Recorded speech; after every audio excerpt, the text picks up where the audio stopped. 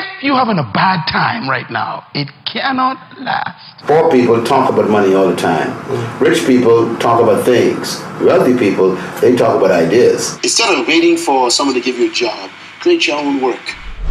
He was a Bahamian evangelical Christian and ordained minister. He founded the Bahamas Faith Ministries International. He was the CEO and chairman of the International Third World Leaders Association. He's Myles Munroe, and here's my take on his top 10 rules for success. Rule number 5 is my personal favorite, and make sure to stick around all the way to the end for some special bonus clips. And as always, as Myles is talking, if he says something that really resonates with you, please leave it in the comments below and put quotes around it so other people can be inspired as well. Enjoy.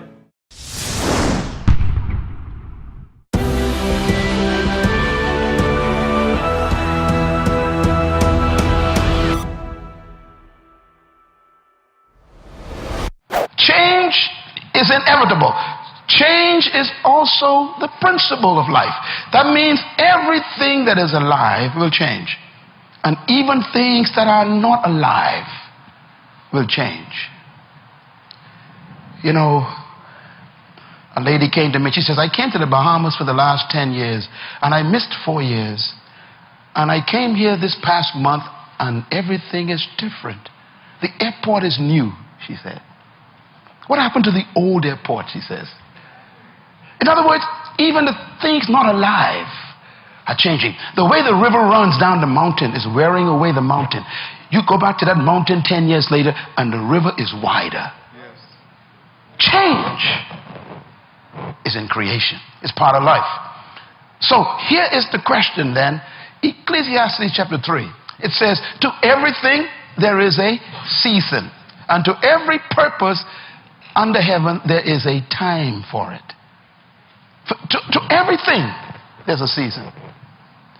How many things have a season? Everything. This is one of the best news I ever got in my life. When I understood this, I was a teenager, and it changed my life. When I understood that everything is a season, let me tell you why. If you're having a bad time right now, it cannot last. If you cannot find a job right now, that is only a season. If your business is going in the wrong direction, it's a seasonal slide. If nobody wants to marry you, that's only a season. There's going to come a season when everybody want to marry you. You got choices. If you have no money right now, the good news is I am seasonally broke. Tell your neighbor, it's only for a time. That's the good news. And that's why we are always reminded, never make a permanent decision in a temporary problem. Success is not something you pursue. Success is a matter of becoming a person of value. Sure. We should not be pursuing money. We should pursue purpose. We should pursue vision for ourselves and for our countries, for our communities. We should be not pursuing things. We need to pursue ideas. That's right. I always say that there are 3 types of people in the world. There's poor people, there's rich people, and there's wealthy people. Poor people talk about money all the time. Rich people talk about things. Wealthy people, they talk about ideas. Rich people, poor people, and wealthy people think differently. For example, poor people, they pursue money. Rich people pursue things. Wealthy people pursue ideas. And so constantly there's a different way of thinking. I hope that the third world countries and the young people of our nations will become ideas people. You know, ideas control the world, not money. And ideas attract money. So I think if we minimize this desire to get money and elevate the creativity of new ideas, we'll find that financial results will naturally flow to it. Bill Gates didn't pursue money. He pursued an idea. Stephen Jobs, the late Stephen Jobs, who invented the Apple computer and the iPhone, he never went after money. He developed an idea. And I think if you think of all the wealthy people in the world, it was ideas that made them wealthy, not money. That's right. So I think we need to switch it, reverse it. Don't pursue money, and then try to get an idea. Get an idea and money to pursue the idea, and you become a byproduct as far as wealth. I tell our young people, I say to you right now, stop looking for employment.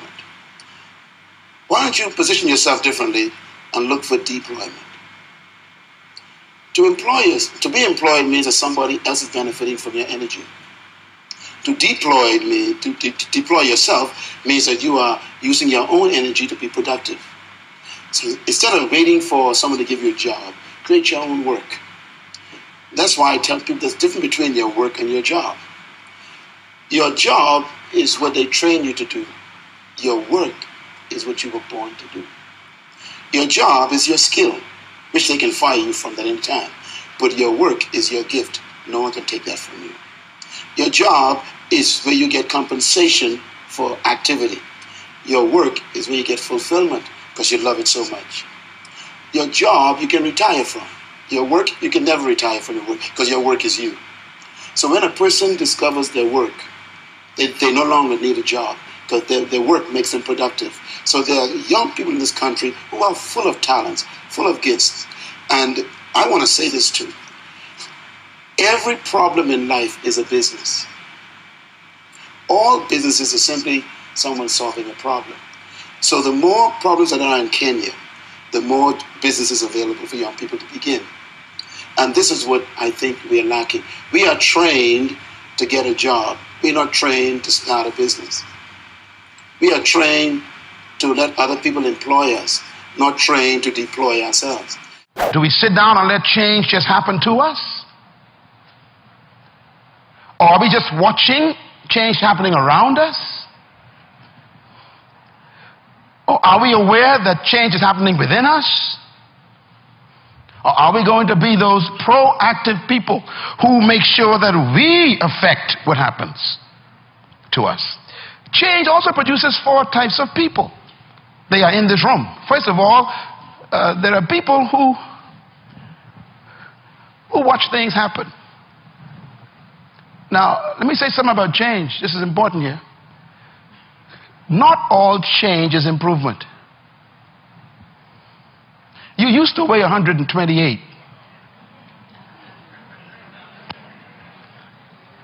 And now you changed. And for some of you, that's not an improvement. You lost your wardrobe. You lost your ability to climb up steps fast. You even lost the quality of health that you had. Change doesn't mean improvement all the time. But the problem is, without change, there can be no improvement. So you have to decide what to do with change. Change will happen. And if you are not careful, it could be destructive. So you have to determine what kind of change do I want in my life. And I want you as a young person, as a mother and a father, as a business person, to think about your company even, or your family, or your educational pursuit. What kind of classes do you want to take in college this year? What kind of grades do you want?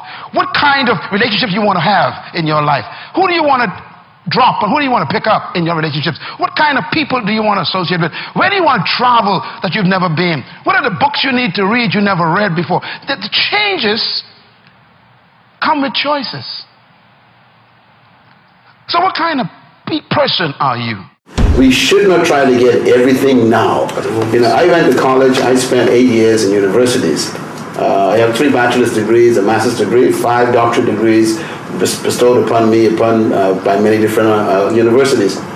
And many of my friends that went to school with me in high school, they went straight to jobs.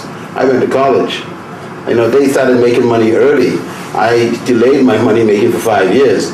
And now, what they make in a year, I probably make in an hour. So, you know, we need to be more focused on developing ourselves rather than trying to grab money now. Focus on self-improvement, self-expansion, rather than trying to get your pocket to expand. Because the more valuable you make yourself, the more value you attract. You're not paid for how hard you work. You're paid for what you are worth to the organization. That's right. And the more intellectual development you have, the more spiritual development you have, the more psychological development you have, emotional stability, you become more valuable to the world. And let me say this finally. If you become valuable to the world will pay you to be yourself. That's right. So it's important for you to become a person of value, not to seek value in things. That's right. I get paid for what I know, not for what I do. And I think this is what we need to perceive as being most valuable. Do you know what they actually call intellect? They call it capital. You know, intellectual capital is really a commodity. And so I want to encourage our young people to focus on discovering the purpose for your life, why God created you, and then discover your gifts, and then refine them, develop them, practice them, and then even begin to serve them freely to your community.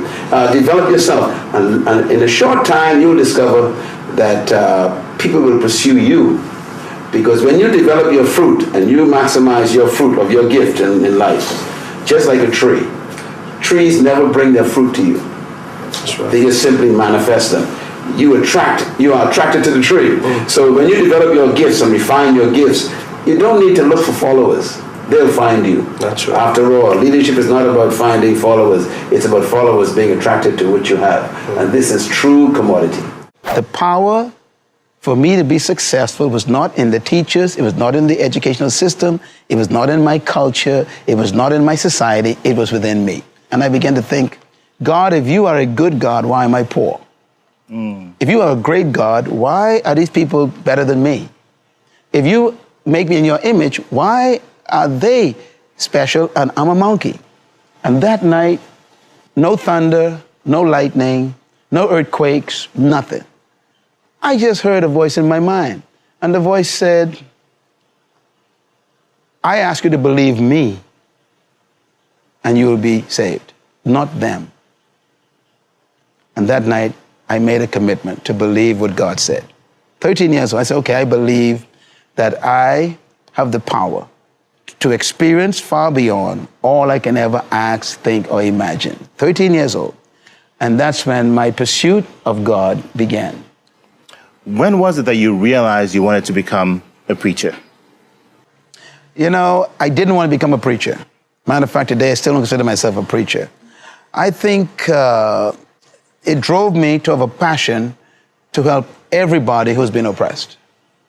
My passion is to make sure that no one should live under what I experienced. I never desired to be a minister. I desired to help people.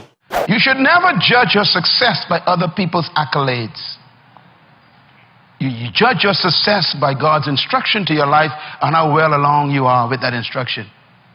Because I found out something in life, the average human being is so mediocre that to be a genius, just do a little extra. Y'all missed that. People are so normal. To be an expert, just go 1 inch abnormal, and they think you're great. So don't judge your success by the masses, what they think of you. Judge yourself by what God told you to do. Can I put it another way? When experience is your best teacher, then progress is imprisoned. Experience could be a curse. I've been taught by my parents years ago that experience is the best teacher. I don't believe that anymore. Experience could cause you to stop progressing because you keep judging your dreams by your experience or your vision by your experience, and you end up saying, I tried that before, or I never saw anyone do it that way. And you begin to use your experience to stop your progress. This is why God always makes history with young people. Because old people got too much experience. You all remember the story with David and Goliath? The problem with Saul, who was the king, was he had experience. And he tried to put his experience on David. He told David, wear my armor, wear my shield, use my sword. David put it on. David said, this thing is too heavy. And he went out and fought the giant with something the giant never saw before. A sling. How do you fight a rock with a sword? The giant says, what is this thing he's using?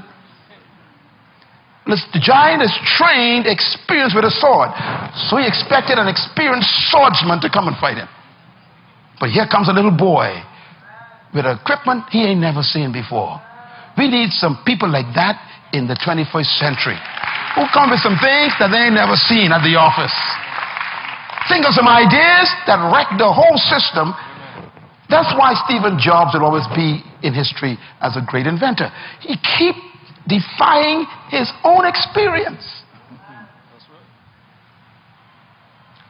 I was reading his watching a documentary on him 2 weeks ago, and they said that when the iPhone came out, they said to him, that's it. You the ultimate, this is it. He said, no. And he came up with this idea about the iPad. And he said, the people in the company said, it will never work. Why? It's an abnormal size. Either you get a computer or an iPhone. Put it in your pocket or put it in your briefcase. He said, this thing in the middle ain't going to work. He says, look, we're going to make this. Now, the iPad is the most common machinery people use in the world. Sometimes you got to defy your own board to take progress. Experience. Consult your experience, but never let it rule you. Shakespeare says, sweet are the uses of adversity. Ooh, I like that. Sweet are the uses of adversity. He says, you must learn to use adversity for your benefit. One of the wealthiest men in the United States, I just finished reading his book again, his edition, new edition. It's called Cheaters Never Win. He's a multi-billionaire. He probably has products in this room today or in this building somewhere. He is the largest manufacturer of plastic, paper, cups, and paper plates, and forks in the world. The company is called the Huntsman Enterprise. Multi-billionaire.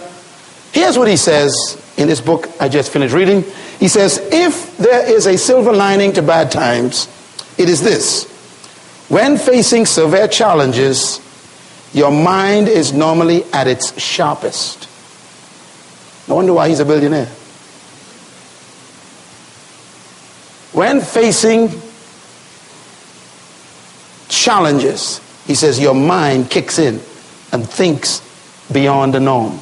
He also says another statement I thought was interesting. He said humans seldom have created anything of lasting value unless they were tried or hurting. Benefits from crisis.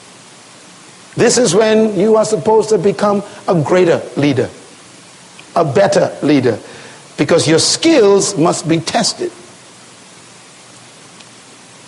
I put it another way. Abraham Lincoln was an amazing guy. He became the greatest president in the midst of trials. Today, I still am convinced he is the greatest president of the United States in history, because he used adversity to create a federation that lasted 300 years and still were working. But it came out of the fires of crisis. My definition of leadership is very simple yet complicated. I believe that leadership is the capacity to influence others through inspiration, not manipulation. And that inspiration comes from a passion which is motivated by a sense of vision and a sense of purpose. So leadership is first personal, then it's corporate. Leadership is not something you pursue, it's something you discover. Leaders are born when a human discovers something more important than their personal ambition. Leadership is You don't pursue it? Leadership you is discover? no. True leaders do not seek followers. Leaders actually are pursuing a passion toward a purpose that gives them a sense of destiny. Yeah. For example, one of the greatest leaders of example that I use is Nelson Mandela, one of your great presidents. He never sought followers. Think about it. He discovered a purpose that was more important than his private preservation, his private ambition. He pursued that purpose privately. It attracted people. So leaders don't seek followers. Followers are attracted to leaders. Leaders are more concerned about discovering a purpose to improve the life of humanity that's more important than their personal ambition. So they sacrifice themselves to accomplish something for the greater good. Yeah. We find that very rare lately. Most people we call leaders are simply professional manipulators, and they actually are more concerned about their own promotion than promoting the people. As you look back over your life, if there's just one thing that you could do differently, what would it be? That's always a tough question. I get that question asked a lot. I'm not sure, because everything that happened in my life produced me. Even the negatives, even the things that I might have failed in, the things I've made mistakes with, they were fantastic classrooms for me. And I believe the best thing in life to do is not to regret and try to change what happened, but to interpret it properly, maximize it, and use it to serve other people. And that's what I want to do with my past. Thank you guys so much for watching. I made this video because Abel Solomon asked me to. So if there's a famous entrepreneur that you want me to profile next, leave it down in the comments below and I'll see what I can do. I'd also love to know, what did you hear today that inspired you the most? What was the biggest lesson that you learned after watching this video? I'd love to hear from you. Please leave it in the comments and I'm gonna join in the discussion. I also wanna give a quick shout out to Max Young. Max, thank you so much for picking up a copy of my book. It really, really, really means a lot to me. So thank you guys again for watching. I believe in you. I hope you continue to believe in yourself and whatever your one word is. Much love. I'll see you soon.